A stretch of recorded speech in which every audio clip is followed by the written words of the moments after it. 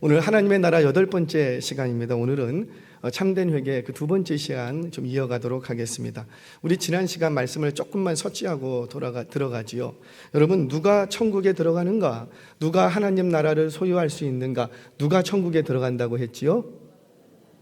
거듭난 거는 지난주 지난주에는 그렇죠. 참되게 회개한 자, 회개하는데 참되게 회개한 자만이 천국에 들어간다. 자, 그러면서 회개는 누가 하는 거예요? 내가 한다 그랬어요. 내 입술로 내가 죄를 깨닫고 내가 고백하고 내가 회개하는 것 같지만 참된 회개, 내가 하는 회개가 참된 회개가 되려면 반드시 회개를 일으키는 주체가 있다 그랬어요. 누구라? 성령님. 내 안에서 내가 드라마를 보고 책을 읽다가 내 마음에 감동이 돼서 내가 참 인생을 잘못 살았나 보다. 그리고 뉘우치고 회개하는 것은 구원에 이르는 천국을 소유하는 참된 회개가 아니에요.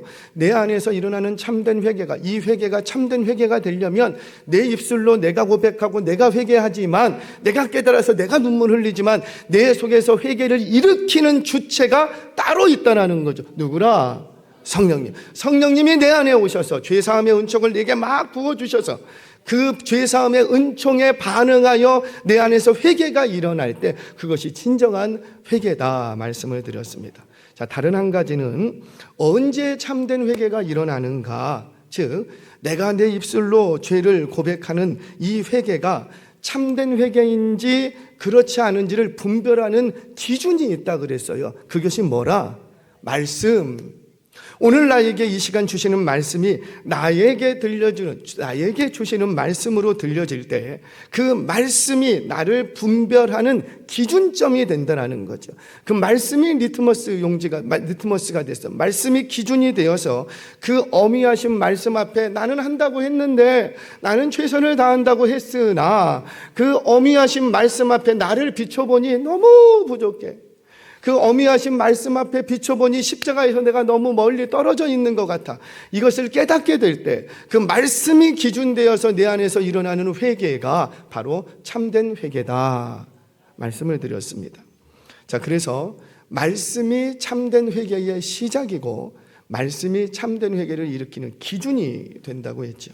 자, 오늘은 그 2번째 시간으로 오늘은 도대체 우리가 회개를 하는데 내가 얼만큼 어디까지 회개를 해야, 어느 정도로 회개를 해야 진정한 회개인가, 참된 회개인가, 오늘 이 부분에 대해서 좀 말씀을 듣도록 하겠습니다. 오늘 어느 정도로 회개를 해야 되는지 측면에서 2가지 측면을 얘기할 거예요. 자, 첫 번째 하나, 어디까지 어느 정도로 회개해야 과연 참된 회개라고 말할 수 있는가. 여러분, 참된 회개는 삶의 열매로 나타나야 돼요.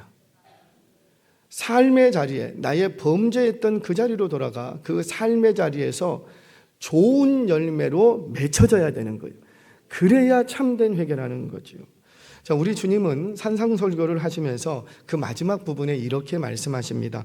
좋은 나무가 나쁜 열매를 맺지 못하고 나쁜 나무가 좋은 열매를 맺지 못한다. 그러면서 주님은 뭐라고 말씀하셨냐면, 내가 너희를 알아볼 텐데 뭘로 알아보겠다?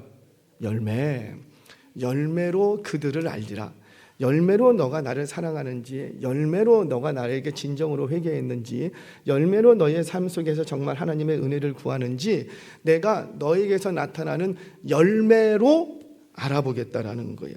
그래서 좋은 나무에서 아름다운 열매가 맺혀지지 않고 나쁜 열매에서 좋은 나무에서 아름다운 열매가 맺혀지고 나쁜 나무에서 나쁜 열매가 맺혀지는 거예요.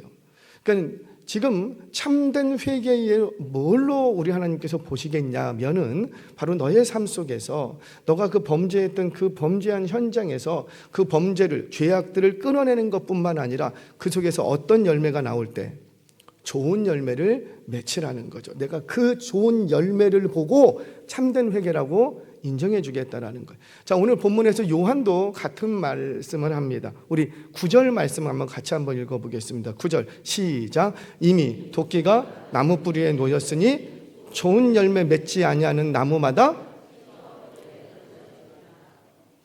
나쁜 열매를 냈던 나무가 있다고요. 나쁜 열매를 맺던 나무가 이제 더 이상 회개하고 나쁜 열매를 안 맺기로 했어.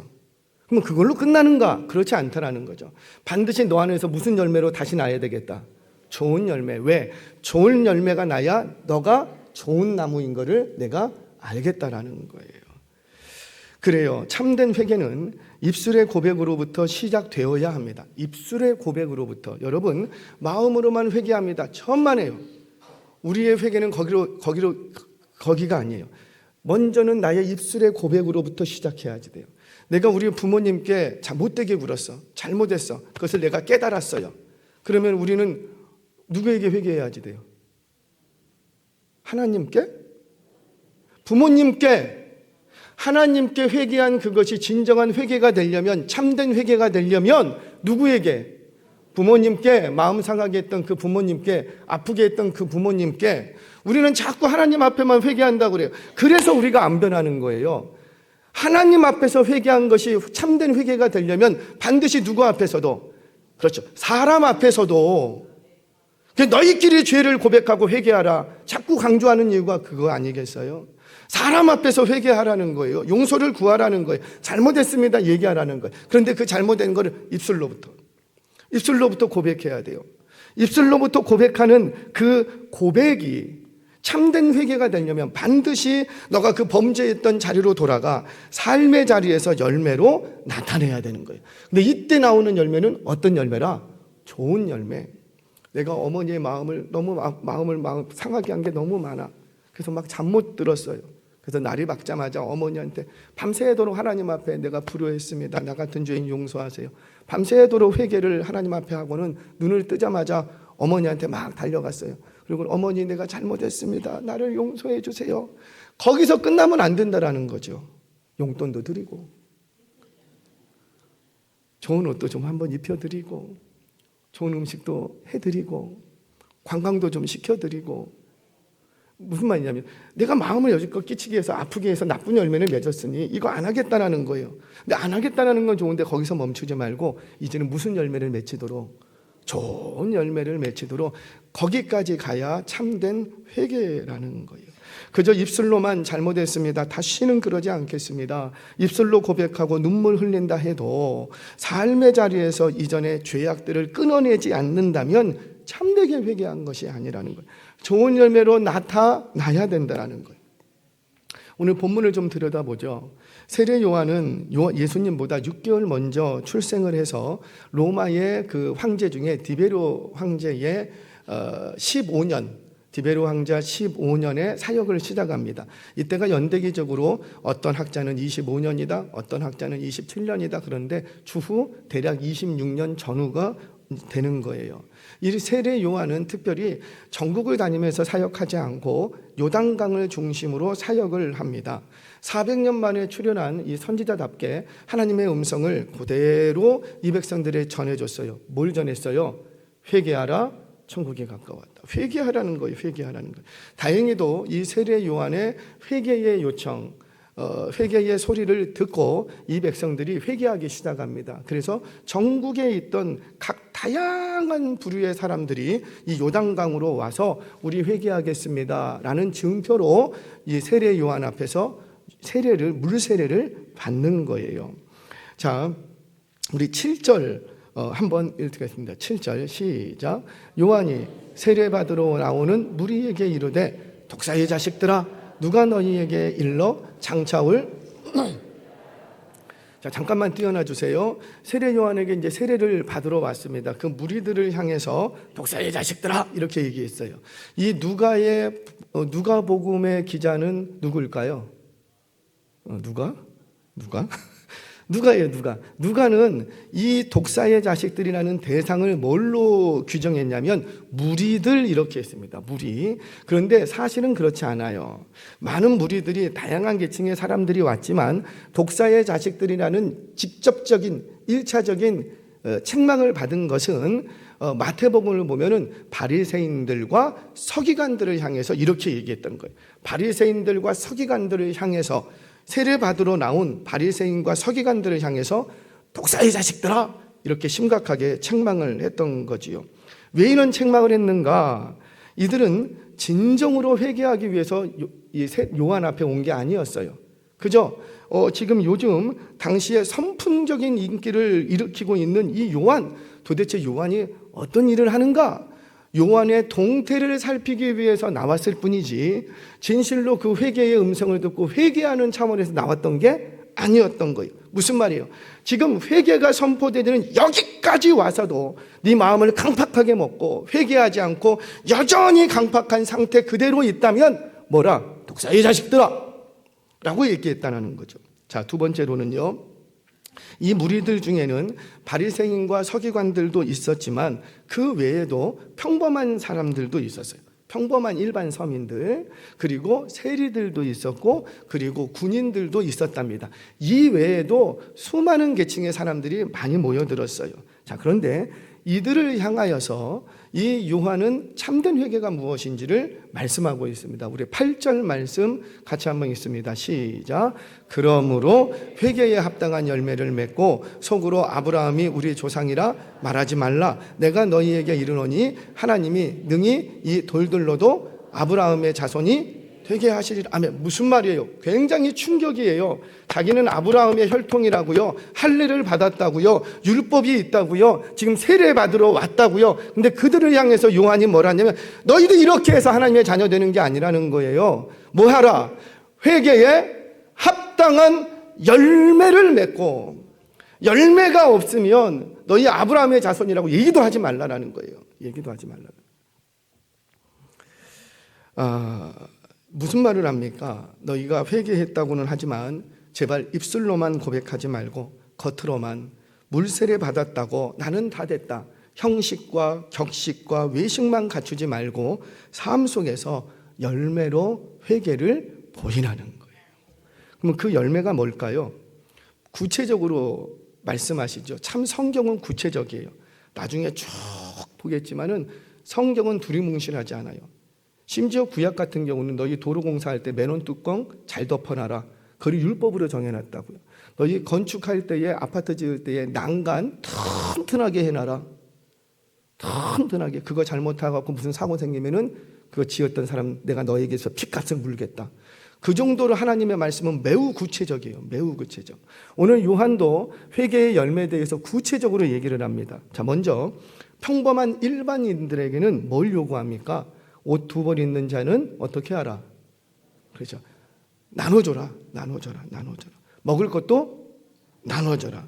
여러분, 이 말씀은, 나눠주라는 이 말씀은, 베풀고 나누고 섬겨라, 이 말씀은 많이 가진 자들, 부자들을 향해서 주시는 말씀이 아니었다고요. 일반 보통 사람들, 평범한 사람들에게 너가 옷이 2개 있니? 근데 옆에 있는 지책은 옷이 없네? 그러니까 너가 어떻게 해라? 나눠줘라. 부자니까 너 많이 가졌으니까 나눠줘라. 그렇게 말씀하신 것이 아니었다라는 거예요. 자, 또 세리들에게는 뭐라고 말하냐면 세금 외에는 부과하지 말라라는 거예요. 정해진 세금 외에는 부과하지 말라라는 거예요. 군인들에게는 뭐라고 하냐면 너희가 회개했다면 다시는 강탈하지 말라라는 거예요. 왜냐하면 이 군인들은 자신들이 가지고 있는 권력을 통해서, 고대에는 군인이 되는 것은 그 출세하는 길입니다. 유일한 출세하는 길이에요. 그는 서민, 천민이 출세하고 부자가 될 수 있는 유일한 길은 뭐냐면 군인 되는 거예요. 군인. 그래서 고대에는 군인의 자리를 꿰차기 위해서 많은 뇌물을 갖다 바칩니다. 그렇게 해서 이제 군인의 자리를 딱 얻는 거예요. 그러면 내가 투자한 게 있으니까 군인이 되고 나서 어떻게 해야 될까요? 회수를 해야지. 회수를 하려니까 자기에 있는 권력을 가정해서 아무나 막 잡아들여. 조금만 밑보이면 잡아들여서 감옥에 딱 가둬버리는 거예요. 그리고는 면회도 안 시켜줘. 변호사도 안 붙여줘. 그리고는 딱 가둬놔. 그래서 막 괴롭혀. 그러면 가족들이 그 소식을 두고 어떻게 해요? 뒷돈을 가지고 오는 거예요. 뒷돈을 가지고 아이고 그러지 말고 이거 받고 얼굴 한 번만 보여줘. 그럼 또 한 번만 보여줘. 또 안 보여줘. 그럼 다시 또 뒷돈 갖고 와갖고 아이 그냥 풀어줘. 금액에 따라서 대우하는 게 다 달라지는 거예요. 이게 군인들이 일반적으로 보편적으로 하는 일상이었어요. 일상. 그게 이상한 게 아니에요. 저 사람은 군인이다? 그러면 당연히 그 짓거리 하겠지? 이렇게 생각하고 있어요. 저가 세리다? 그럼 당연히 저는 부과된 것 외에 더 징수하겠지? 모두가 다 알고 있는 사실이라고요. 평범한 일이라고요. 보편적인 일이에요. 그런데 세례 요한이 요청하는 게 뭡니까? 너희 회개했다면 너희들이 하던 그 일, 너희들이 하고 있는 그 직업, 거기서의 모든 부조리하고 모든 정직하지 못했던 것들을 다 끊어내라는 거예요. 끊어내라는. 지금 뭘 말합니까? 너희들 내 앞에 나와서 회개했다고 입술로만 잘못했습니다. 눈물 흘리면서 다시는 그러지 않겠습니다.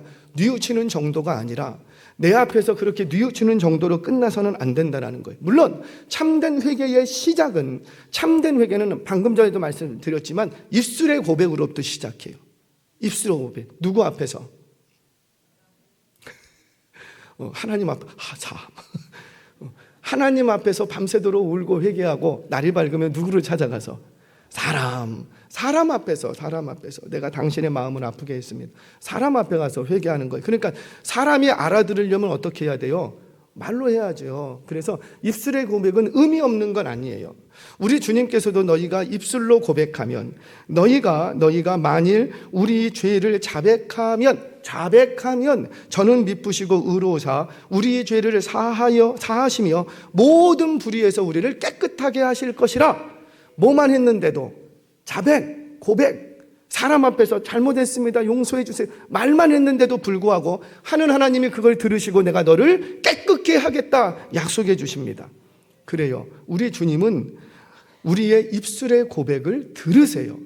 자비롭고 너그럽고 긍휼 많은 하나님께서는 우리의 그 눈물 섞인 통회하는 그 마음의 입술의 고백을 들으세요. 그리고 용서해 주십니다. 그러나 그 나의 회개가 참된 회개가 되려면 반드시 우리가 할 일은 있다고요.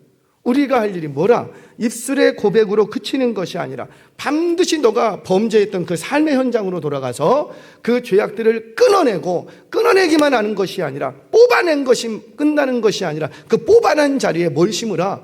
좋은 열매가 나게 하라는 거예요. 여러분, 입술로 범죄했습니까? 어느 날 내가 입이 참 걸다라는 게 무슨 말인지 아세요? 막 흉악한 말들을 입술에 담고 입만 열면은 흉보고 뒷담화하고 깎아내리기 일쓰고 뭐가 누가 막 잘 된다는 소리 들으면 배 아파갖고 견디지 못하고 헛소문을 퍼뜨리고 거짓을 퍼뜨리고 과장시키고, 이게 아주 그냥 입술에 뱄어. 왜 그런 분들 계시죠? 입만 열면은 마음은 안 그러는데 입이 그렇게 나간대. 마음은 절대 그렇지 않대요. 근데 입이 그렇게 나간대. 그래서 어느 날 기도하는 중에 말씀 듣는 중에 내 입술로 많이 범죄했구나 이걸 깨달았어요. 그러면 어떻게 해야 돼요? 입술의 말투를 바꿔야지. 나는 목사님 저는 원래 그래요. 원래 그런 게 악하면 어떻게 해야 돼요? 바꿔야죠. 원래 그렇습니다라고 자신을 합리화시키지 말라라는 거예요. 악한 말투, 우리 학생들, 청년들, 요즘 현대인들 막 욕을 입에 달고 다니시는 분들이 계시던데 그거 악한 말투예요. 나의 인격을 저질스럽게 만드는 거라고요. 스스로의 인격을 깎아내지 마시라고요. 그런 악한 말들, 욕을 담고 살았던 언어 사용들이 있다면, 입만 열면은 상처 주는 말을 했다면, 그러면 어떻게 하라는 거예요? 다시는 그렇게 하지 말라라는 거예요. 너가 참되게 회개했다면. 그리고 그렇게 안 할 뿐만 아니라 이제부터는 말을 바꾸래요. 어떻게? 칭찬해주고 격려해주고. 무슨 말씀? 우리 집사님 절대 그런 분 아니에요. 잘라주기도 하고 이러면서 그 영혼을 세워가는데 너의 입술을 사용하라는 거지요. 이게 뭐예요? 좋은 열매가 맺혀지는 거예요.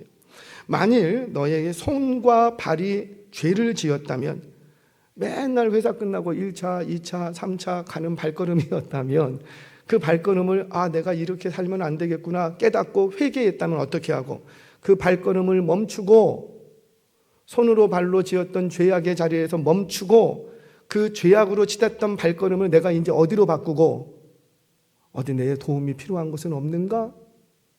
나의 삶의 방향을 바꿔서 선한 일하고 섬길 수 있는 자리로 네 몸뚱아리로 옮겨가라는 거예요. 그래야 좋은 열매가 나온다는 거죠. 너희가 남의 것을 속여 취한 것이 있는가? 그러면 속여 취한 것 회개했으면 어떻게 하고? 돌려주고, 돌려주는 것으로만 그치지 말고 좋은 열매가 나올 수 있도록 어떻게 하고? 나누고 섬기고 베풀라는 거예요. 그게 참된 회개라는 거지요. 누가 이렇게 했어요? 성경에 대표적인 여러 사람이 많지만 세리삭개오. 그는 돈밖에 모르는 인생이었다고요. 사람들에게 좀 조롱당하고 멸시당하더라도 괜찮아. 나는 뭐만 많으면 되니까. 돈만 많으면 난 뭐든지 할 수 있으니까. 여러분, 세리들은요, 사실 돈 모아서 이스라엘 안에 살 생각을 안 합니다. 이 세리들은 친로마인들이기 때문에 여기서 이스라엘 백성들의 돈을 취해서 로마에 갖다 줬다고요. 그러니 나중에 그 세리직을 내려놓으면 여기서 살 수 있어요? 돌 맞아 죽지. 못 살아요. 그러니까 어찌하든지 세리를 했을 때 한몫 잡아갖고 어디로 점프해야 되고 로마 가서 살아야 돼. 그러니까는 어떻게든지 이 자리에 있을 때 임기 마치기 전에 어떻게든지 부과된 세금 외에 더 거두어 들여서 로마로 갈 준비하는 거예요. 시민권 살 준비하는 거예요. 그러니까 세리 삭개오도 그런 인생이었다라는 거죠. 오직 그의 인생에는 뭐밖에 없고 돈밖에 없어. 내가 조금 저 사람한테 싫은 소리 듣고 뭐 너무 하는 거 아닙니까? 뭐 그런 소리 들어도 멸시천대 받아도 상관없어. 나는 뭐만 많으면 되고 돈만 많으면 됐다. 그렇게 생각하고 살아온 인생이 삭개오의 인생이었어요. 그런데 이 삭개오가요, 예수님 만나면서 바뀝니다. 예수님하고 뭐 했어요? 성경 공부했어요? 제자 훈련했습니까? 아니에요. 밥 한 끼 먹었어요. 식사 한 끼 했다고요. 식사 한 끼 했는데 그 식사 자리에서 밥상머리에서 삭개오의 인생이 바뀝니다. 철저한 통회가 일어나고 참된 회개가 일어나고 뭐만 했는데? 밥 한 끼 먹었는데 예수님하고 밥 한 끼 먹었는데 지옥 갈 영혼이 천국 갈 영혼으로 바뀌더라는 거예요. 여러분, 이거 놀라운 이건 원리예요, 원리. 우리 청년들도 여기 계시고 사업하시는 분들도 많이 계신데 좀 들으시면 좋으실 것 같아요. 여러분, 내가 누구와 밥 먹느냐에 따라서 내 인생이 바뀔 수 있습니다. 그래서 성공하시는 분들을 보면은요, 어찌하든지 누가 좀 그 분야의 인류야, 누가 그 부분의 고수야. 그러면 어떻게 합니까? 밥 한 번, 좀 식사 시간 한 번만 내주시라고. 식사 시간 한 번 내주시라고. 그러면 그 고수가 뭐래요? 저는 초당 얼마씩입니다. 이런 얘기 하잖아요. 그러니까 식사 한 끼만 해도 괜찮다라는 거. 왜요? 사람이요, 식사 자리에 가면 마음이 열립니다. 너그러워집니다. 그러면 이 얘기 저 얘기 왔다 갔다 하는데 뭐 대단한 얘기 안 한 것 같은데 식사 한 번 했더니 내가 모르던 세상이 열려. 내가 모르던 세상이 열려.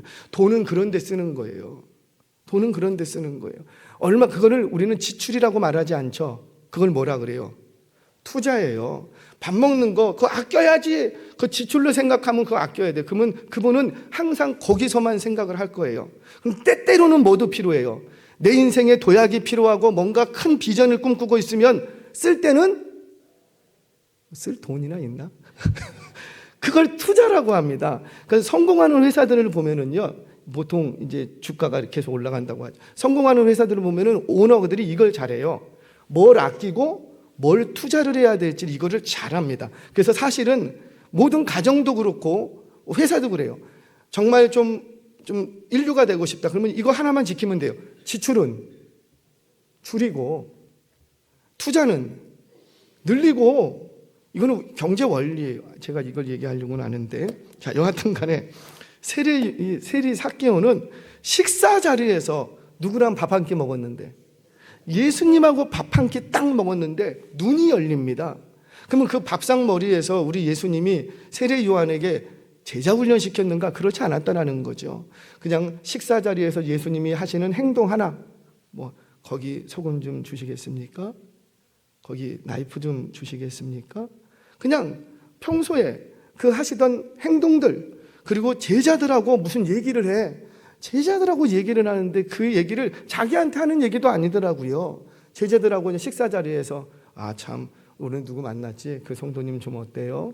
뭐 이런 얘기를 했을 뿐이에요. 그런 얘기를 했을 뿐인데 이 식사 자리에서 갑자기 밥 먹다 말고 세리 삭개오가 딱 일어납니다. 일어나는지 뭐라고요? 예수님, 저 할 말이 있습니다. 뭐예요? 내 재산의 절반을 누구에게? 가난한 자. 언제 절반을 바치라고 예수님이 얘기했냐고요? 안 했어요. 절반을 우리 가난한 자들이. 그러면서 한마디 더 붙입니다. 내가 누구의 것을 착취한 것이 있으면, 속여 빼앗은 것이 있으면 몇 배로 갚겠다? 4배로 갚겠다라는 거예요. 누가 그렇게 하라고 했냐고요. 그런데 삭개오는 알았던 거예요. 그 식사 한 끼의 자리에서 자신의 인생이 얼마나 어긋난 인생을 살았는지, 얼마나 잘못된 인생을 살았는지를 식사 자리에서 알아버립니다. 그리고는 이제 자신의 삶을 바꾸죠. 무슨 말입니까? 이 삭개오는 예수님과 함께 식사하면서 자신의 죄악을 깨닫게 되는 거예요. 그리고는 그 자리에서 즉시 회개합니다. 입술의 고백만이었어요? 아니었어요. 입술의 고백, 모든 사람들이 다 듣고 있는 자리에서 내가 절반 나눠주겠습니다. 내가 누구의 것 속여 취했으면 4배로 갚아주겠습니다. 모든 사람들이, 동네 사람들이 있는 자리에서 그냥 얘기해버렸다고요. 근데 얘기하는 걸로만 그쳤는가? 아니에요. 반드시 뭐도 있었고 진실로 삶의 자리에서 나눠주는 것이 있었다라는 거죠. 왜? 이 삭개오의 회개는 입술로 시작해서 그의 삶의 자리로 돌아가. 그의 삶의 자리가 어딘데? 세리의 자리.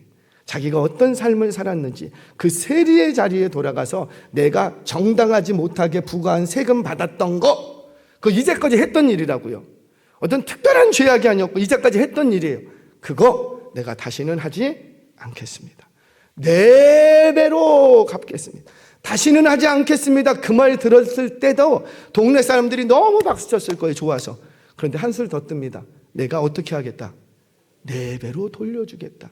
그 소리를 들었을 때 그 백성들이 어땠을까요? 삭개오 최고라고. 삭개오 정말 최고라고. 좋은 열매로 맺혀지더라는 거예요. 사랑하는 여러분, 기억하십시오. 저와 여러분이 이런 참된 회개가 우리의 삶 가운데 일어날 때 입술의 고백으로부터 시작해서 우리가 범죄했던 그 삶의 현장으로 돌아가, 일상 속으로 돌아가 삶의 모든 자리에서 우리가 좋은 열매로 주님 앞에 나아가면 여러분들 가운데 임한 모든 흉년이 그치고 여러분들의 그 쩍쩍 갈라지는 그 메마르고 척박한 땅이 풍요로운 땅이 될 줄로 믿으시기를 바랍니다. 첫 번째, 우리가 회개하되 삶의 좋은 열매로 맺혀져야 참된 회개다. 자, 두 번째, 마지막입니다. 참된 회개는 뭐 거창한 것, 대단한 것 회개하는 거 아니라고요. 참된 회개는 작은 것, 평범한 것, 하찮은 것으로부터 회개가 시작돼야 돼요. 또 우리는 실수하는 게 평소에 하던 것, 늘상 하던 것, 작은 것은요 그냥 넘어가. 아이 원래 그래, 그냥 넘어가. 그러다가 아주 크게 한번 사고 치고 나면 그때 어떻게 해요? 주여 잘못했습니다. 우리는 그래요. 그런데 참된 회개는 그게 아니라는 거예요. 진정한 나의 삶을 바꾸는 참된 회개는 뭐부터? 작은 것, 평범한 것, 하찮게 했던 그것부터 회개하라는 거예요. 자, 오늘 본문 속에서 요한은 무리들에게 뭘 요구하냐면 옷 2벌 있는 자는 어떻게 해라? 1벌. 그러면 3벌 있으면, 4벌 있으면, 계산법이 이상하네. 안 그럴 거면서 그냥 너가 뭔가 더 가진 게 있으면 거기서 조금 나눠주라는 거예요. 10벌 있으면 9벌 나눠줄 거예요? 그거 아니잖아요. 지금 요한도 그걸 요구하는 게 아니라 그걸 요구하는 게 너가 남들보다 조금 더 가진 게 있으면 그 조금 가진 것 중에서 일부를 조금 떼어내서, 다 주라는 소리도 아니라고요. 조금 떼어내서 나눠주는 삶을 살라. 여러분, 나한테 옷이 10벌 있어요. 그 중에 1벌 나눠주는 거 쉬워요, 어려워요? 쉬워요? 그래요, 어렵지 않아요. 어렵지 않아요. 우리는 홈모 쇼핑에서 막 하나만 사면은 1+3 막 이렇게 사니까 어렵지 않아요. 그 무슨 말이냐면 너의 일상 속에서 작다고 여겼던 것, 하찮게 여겼던 것, 뭐 이것 좀 한다고 대수롭겠어? 라고 여겼던 그 작은 것부터 좋은 열매를 맺어가라는 거지. 자, 세리들에게도 마찬가지입니다. 부과된 이상의 세금은 걷지 말라라는 거예요. 여러분, 세리가 세금 거두는 일은 평범한 일이에요. 일상적으로 해왔던 일이에요. 자기 전 때에서도 그렇게 했고 자기도 그렇게 하고 앞으로 오는 사람도 그렇게 할 거예요. 일상적이고 평범해. 그게 대단한 죄거리로 취급되지 않았다고요. 그런데 세리에게 너 평소에 하던 그거, 너가 하찮게 여겼던 그거부터 스탑, 끊어내라는 거예요. 군인들 강탈하지 말라. 여러분, 이 군인이 서민들을 대상으로, 있는 자들을 대상으로는 강탈 못합니다. 그렇죠? 내가 어떤 힘이 있는데 나보다 힘이 더 있는 사람 걸 뺏을 수 있어요? 못 뺏어요. 힘 있는 자들은 이 논리를 잘 알아요. 힘이 없는 자들은 그걸 잘 몰라서 막 들이대죠. 근데 힘이 있는 자는 이 논리를 잘 알아요. 그래서 자기보다 힘이 조금 있으면 절대 그 앞에서 교만이 굴지 않습니다. 강탈하지 않습니다. 그러니까 이 군인들이 강탈하는 대상은 누구예요? 자기보다 힘이 없는 서민들. 그러면 자기보다 힘이 없는 서민들이 많이 가졌어요? 적게 가졌어요? 적게요. 그러니까 강탈하는 금액이나 그 크기가 별로 크지 않았다는 거죠. 조그만 것들, 애들 말로 죄송합니다, 삥 뜯는다고 그러나요? 그런 거예요. 그런데 그거 일상적으로 이거 뭐 돈 1,000원 갖고 뭘 그러십니까? 10,000원 갖고 뭘 그러십니까? 그렇게 넘어갔던 그 일들, 그 작은 것부터 너 끊어내라. 그거 끊어내지 않으면 넌 참된 회개라고 말할 수 없다라는 겁니다. 뭘 보여줍니까? 우리의 회개가 참된 회개가 되려면 나의 일상 속에서 평범하게 행하던 그 일들, 원래 이렇게 하는 거 아니에요? 평범하게 했던, 별스럽지 않게, 대수롭지 않게 여겼던 그 작은 죄악부터 철저하게 회개하라는 거예요. 제가 얼마 전에도 한번 말씀을 드렸지요. 저는 어렸을 때 저희 아버님이 이발사시라고 그랬어요. 그래갖고 이제 일하고 오시면 항상 바지가 이렇게 벽에 걸려 있었는데 뒤 엉덩이 부분에 뭐가 볼록 튀어나왔어. 뭐예요? 옛날에는 접이식지가 많이 썼잖아요. 그때는 이발소에서 하면은 다 현금이거든요. 카드가 없으니까 1,000원짜리, 다 1,000원짜리만 쭉 와요. 그러면 저녁에 들어오시면 새벽 4시에 5시에 나가셔서 밤 9시 10시에 들어오세요. 식사도 못 하시고. 그러면 명절 때면 집에 못 들어오세요. 저는 그때 알았어요. 명절 때, 왜 명절 때 이발들을 그렇게 하세요? 평소 때도 좀 하시지. 명절 전날만 되면 온통 다 모여갖고요. 밤새도록, 저는 밤새도록 바닥 쓸고, 이 머리카락 떨어지니까 바닥 쓸고, 어머니 밤새도록 머리 감아주고, 밤새도록 팔이 떨어져 나가도록. 그래갖고 새벽 동틀 때 들어오는 경우도 있었어요. 근데 그렇게 평소에 딱 직장 갔다가 오시면 그 지갑이 두툼해. 거기에 얼마짜리가 있었다고요? 내일 오락실 가야 되는데, 만화방 가야 되는데, 애들하고 놀아야 되는데, 그 지갑 한번 보고 가슴 한번 치고 지갑 한번, 그리고 코 고는 소리가 들리면 유혹과 미혹이 확 내게 밀려옵니다. 우리는 한 방에서 잤으니까 아빠의 코 고는 소리가 들려요. 그럼 아직은 아니야. 누가 코 골아야 되니까. 엄마 코 고를 때까지 기다려. 남동생이 있는 남동생은 벌써 뻗었고, 그러면 드디어 올 때가 됐다. 띠리리띠, 타이밍도 정확해. 1,000원짜리 한 장을 처음 할 때는 달달달달달달달달 떨었어요. 그거 한 장 훔치고 그날 밤에 잤을까요? 못 잤을까요? 거기서 얘기해봐요. 잤을까요? 못 잤을까요? 해보신 분들은 알아. 못 자. 1,000원이 중요한 게 아니고 내일 날이 샜을 때 아버지한테 내가 괜히 이랬나 보다 다시 집어넣을까 말까 막 집어넣는 게 더 힘들어. 아침에 일어났는데 아무 일도 안 일어나. 그러니까 뭐 하기 시작하고, 아니 제가 자주 그랬다는 게 아니고 또 기회가 되면 또 한번 해볼까? 여러분, 진정한 회개와 참된 회개는 작은 것부터, 평범하고 하찮게 여겨졌던 것부터, 별스럽지 않고 대수롭지 않게 여겨졌던 거기서부터 회개하라는 거예요. 여러분, 그 깨진 유리창의 법칙이라고 한 번쯤 들어보셨을 것 같습니다. 미국의 범죄 심리학자였던 제임스 윌슨과 조지 켈린 교수가 특이한 법칙 하나를 발견하게 됩니다. 이게 작은 것의 법칙이에요. 바로 깨진 유리창의 법칙이라고 하는데, 이게 뭐냐면 이런 거예요. 뉴욕에서 실제로 일어났었던 일들을 연구해서 발표한 거거든요. 어느 한 상점은 이렇게 유리창이, 대형 유리창이 커요. 대형 유리창이 커요. 근데 그 대형 유리창에 조금 금이 갔어, 모퉁이에. 근데 그 금이 조금 갔다고 대형 유리창을 바꾸자니 뭐가 많이 들어? 돈이 너무 많이 들어. 이거는 너무 불합리한 것 같다. 그래서 아직 금도 많이 안 갔고 조금 그냥 금이 간 거라고. 그래서 거기다가 청테이프를 더 이상 금 가지 말라고 딱 붙여놨어요. 그랬더니만 그 다음날 이렇게 며칠이 지나자 그 옆에 누가 먹다 버린 음료수 깡통을 딱 놓고 가는 거예요. 그러니까는 음료수 깡통 하나인데 뭐 어떻겠어요? 누가 좀 치우겠지. 내가 그런 거 아닌데. 그래서 그냥 뒀어요. 근데 그 다음날 아침에 딱 눈 떠갖고 상점에 가보니까 어떤 일이 벌어져 있고, 그 깡통 옆에 쓰레기가 있더래. 누가 놔두고 갔더래. 그래서 상점 주임이 누구냐?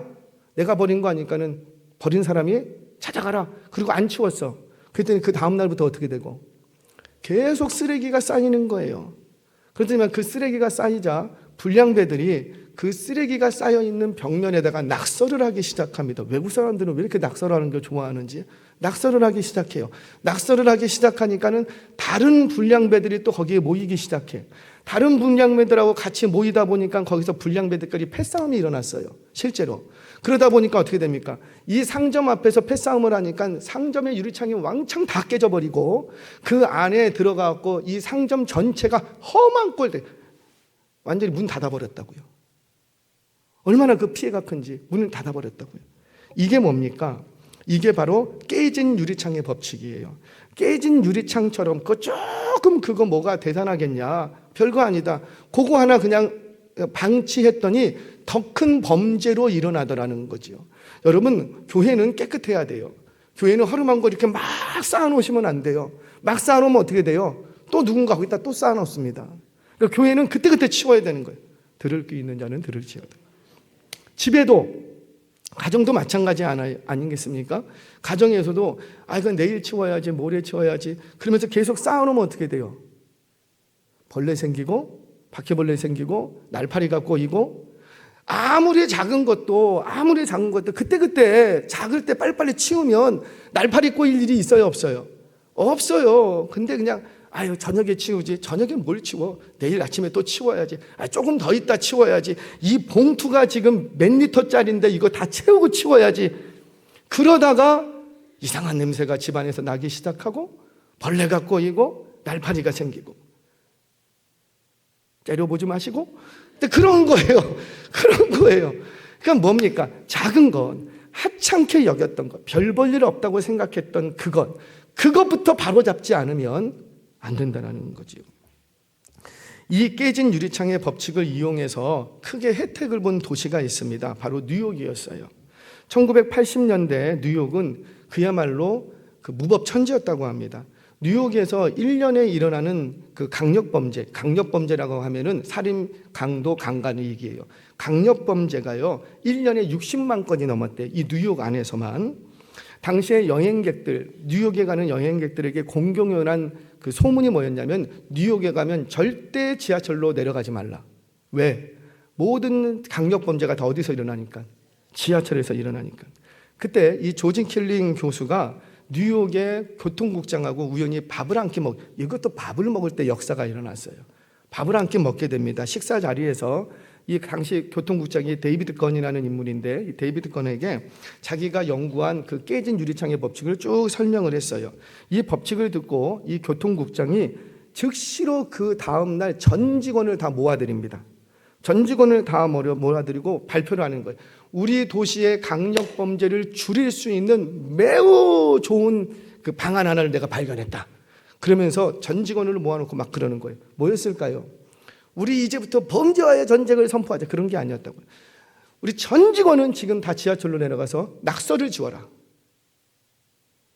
여러분, 지하철에 낙서 지운다고 중범죄가 사라집니까? 사라졌어요. 이 교통국장의 지도하에 이 직원들이 5년 동안 날마다 내려가고 6,000군데의 낙서를 지웠답니다. 6,000군데의 낙서를. 그러자 실제로 2년 만에 중범죄 수가 절반으로 줄어들었고요. 그리고 5년이 지나자 중범죄 수가 74%가 줄어버렸대요. 뭐만 했는데? 낙서만 지웠는데. 더러운 것들을 치우고 어두운 곳에 불을 밝히고 깨끗하게 정리정돈을 하고. 여러분, 이게 바로 깨진 유리창의 법칙이죠. 이 이야기를 뉴욕 시장이 듣게 됩니다. 뉴욕 시장이. 그리고는 뉴욕 전역에 깨진 유리창의 법칙을 적용했어요. 즉시로 모든 경찰들은 지금 바로 나가라. 바로 나가서 중범죄들 잡기 말고 경범죄들을 잡아라. 그 건너볼 건널 때 딱 있다가 무단횡단하면은 최고로 내릴 수 있는 그 금액을 딱지를 떼라. 딱지를. 그리고 쓰레기를 무단 투기하는 걸 딱 목격을 하면은 지체 없이 봐주지 말고 최고 금액으로 딱지를 떼라. 뭐란 거예요? 작은 경범죄부터 이제 철저하게 단속하기 시작을 합니다. 바로 뉴욕 시민들에게 법에 대한 의식을 일깨워 준 거예요. 법을 지켜야 되는구나. 법에 대한 의식을 일깨워 준 거예요. 그로 인하여서 의식이 변화되니까 범죄를 일으키는 기초부터 정리하고 싹을 잘라버리니까 중범죄가 줄어들다는 거죠. 여러분, 이 깨진 유리창의 법칙은 사실은 성경에 나타나는 법칙이에요. 성경에. 제가 좀 성경을 들어서 증명하겠습니다. 느헤미야 13장을 보면 포로로 끌려갔던 자막 잠깐만 내려주세요. 느헤미야 13장을 보면 포로로 끌려갔던 백성들이 고토로 돌아옵니다. 그리고는 황폐한 땅에서 일으켰던 개혁과 회복과 부흥의 역사의 기록을 느헤미야 13장을 통해서 쭉 하게 돼요. 그 중에 한 군데를 볼게요. 느헤미야 13장 26절 말씀 같이 한번 읽겠습니다. 시작. 또 이르기를 옛적에 이스라엘 왕 솔로몬이 이 일로 범죄하지 아니하였느냐? 그는 많은 나라 중에 비길 왕이 없이 하나님의 사랑을 입은 자라. 하나님이 그를 왕으로 삼아 온 이스라엘을 다스리게 하였으나 이방 여인이 그를 범죄하게 하였나니. 아멘. 자, 잠깐만요. 지금 뭐라? 솔로몬은 하나님께 사랑을 입은 자라는 거예요. 아주 큰 사랑을 입은 사람이 솔로몬이에요. 근데 이 솔로몬에게 범죄하게 만들었던 여인이 있대. 이방 여인 하나. 이방 여인이 하나님의 사랑을 입은 자를 범죄하게 만들었다는. 누가? 이방 여인이. 자, 지금 느헤미야가 얘기하고 싶은 건 뭐냐면 우리가 왜 고향에서 쫓겨나서 이방 땅에서 그렇게 오랜 동안 수치를 당하며 포로 생활을 해야 했는가, 그 이야기를 하고 싶어서 솔로몬 시대로 올라갑니다. 솔로몬 시대로.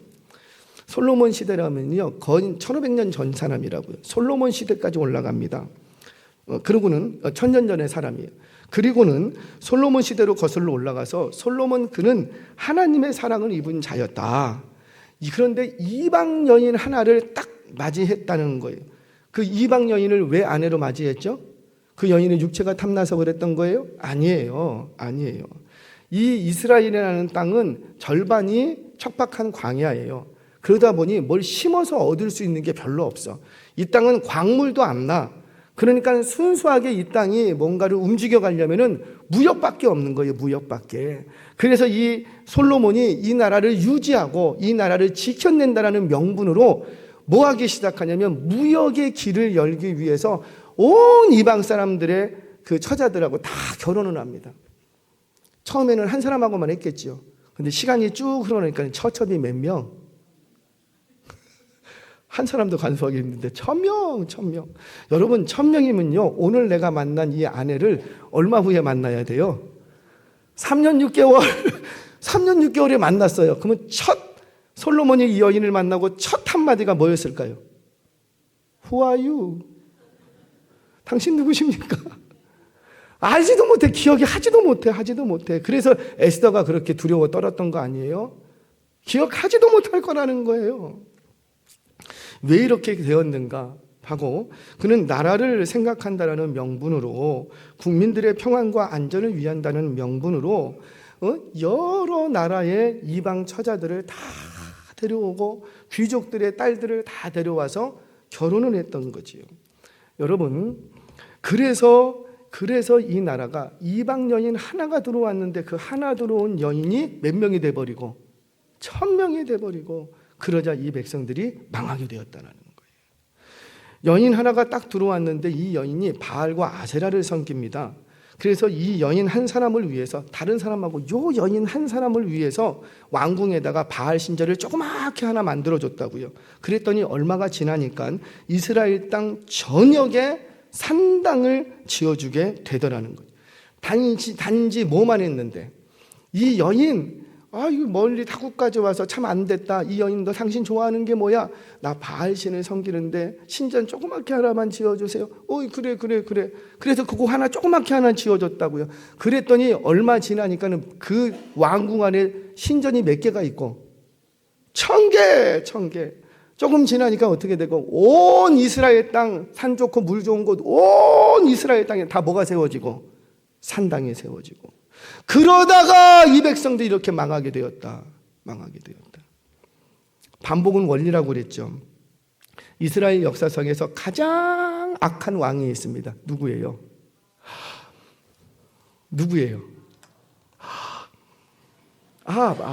아합의 아내가 누구라?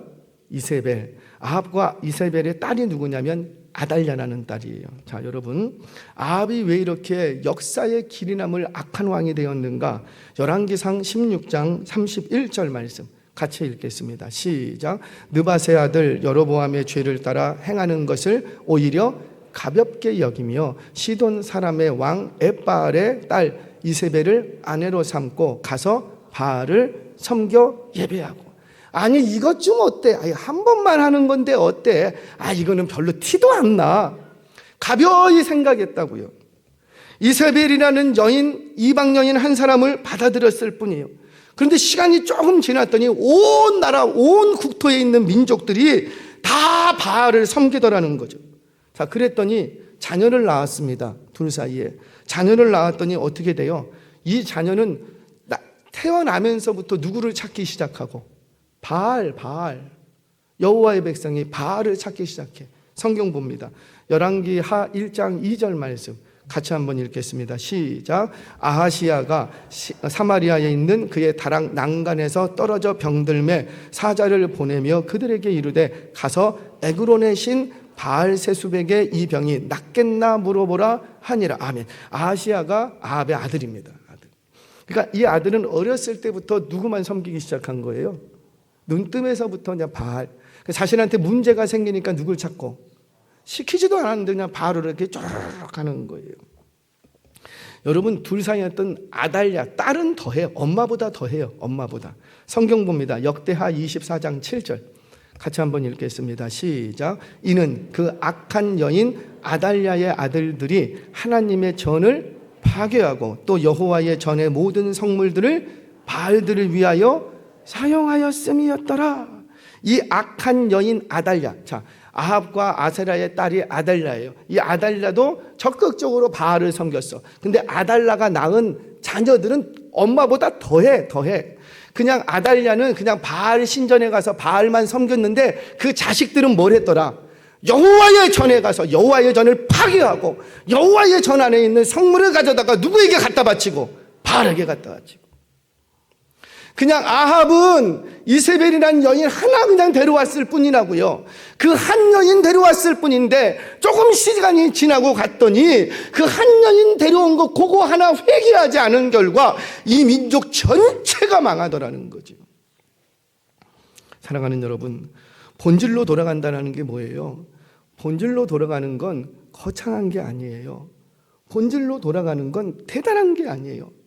너의 삶의 자리로 돌아가서 작은 건, 그 하찮게 여겼던 건 그냥 이 정도는 괜찮겠지, 별 볼 일 없이 여겼던 그것부터 회개하라는 거예요.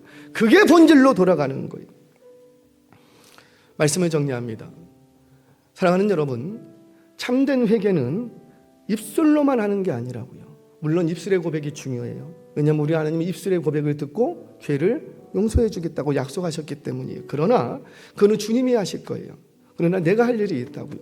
나의 입술의 고백이 정말 하나님의 마음을 움직이고 하늘의 문을 여는, 천국 문을 여는 열쇠가 되려면 반드시 나의 입술의 고백, 그 내가 울었던 그 예배의 자리, 눈물 흘며 통회하고 회개했던 그 자리에서 일어나 어디로 가고? 너의 삶의 자리로 돌아가. 너가 범죄했던 그 일상으로 돌아가. 너의 직장으로 돌아가. 너희 부모님 앞에 돌아가. 너희 자녀들과 남편 앞으로 돌아가서 그 범죄했던 현장에서 다시 바꿔놓으라는 거예요. 그 범죄했던 현장에서 그 범죄했던 것들을 끊어내고 그리고 그 자리에 다른 것을 심으랍니다. 좋은 것, 하늘의 것, 영원한 것. 그리고 뭘로 보여라? 좋은 열매로 보이라는 거예요. 참된 회개는 작은 것부터예요. 크고 대단한 건 다 회개예요. 그런데 문제는 작은 것은 그냥 넘어가요. 근데 그 작은 것 때문에 우리가 망하더라는 거지요. 세리가 세금 거두는 것, 그게 뭐 대단한 일이겠어요. 군인이 강탈하는 것, 그 큰 금액 강탈한 것도 아니라고요. 그런데 진정한 회개는 그 작은 것, 그 평소에 별 볼 일 없지, 그냥 별거 아닌 거, 근데 다 그렇게 하는 거 아니야? 나는 원래 그렇게 해왔어.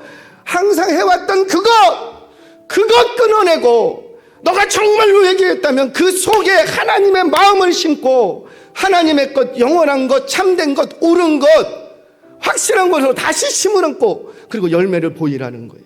열매를 보이. 오늘 이 한 주간 이 말씀 앞에 이 말씀이 들려지기를 바랍니다. 그래서 이 한 주간 이 말씀을 곱씹고 곱씹으면서 혹시라도 내가 하나님의 마음, 나는 한다고 했는데 혹시 하나님의 마음을 조금이라도 섭섭하게 해드린 건 없는지, 작은 것이 있다면 혹여나 부모님에게, 혹은 선생님에게, 혹은 이웃에게 혹시 내가 나는 한다고는 했는데 이 못된 성깔 때문에 혹시 하나님의 마음을 섭섭하게 해드린 것은 없었는지 돌아보시는 은혜가 있기를 바랍니다. 그리고 혹시라도 그런 것들이 있다면 다시 삶의 자리로 돌아가 작은 것까지도 여러분의 삶의 자리에서 결별하시는 결단이 있기를 바랍니다. 그 결별하는 것 때문에 혹시라도 내가 수치를 당해야 된다면, 그 결별하는 것 때문에 내가 삶의 자리로 돌아가서 잘못했습니다 용서를 구하는 아버지, 그것 때문에 내가 수치를 당하고 공경에 빠지고 혹여라도 그것 때문에 내가 손해를 본다 할지라도 작은 것 하나가 내 심령에 들어오지 못하도록 나의 삶의 현장에서 결별할 때 그제야 비로소 참된 회개가 일어나는 거예요.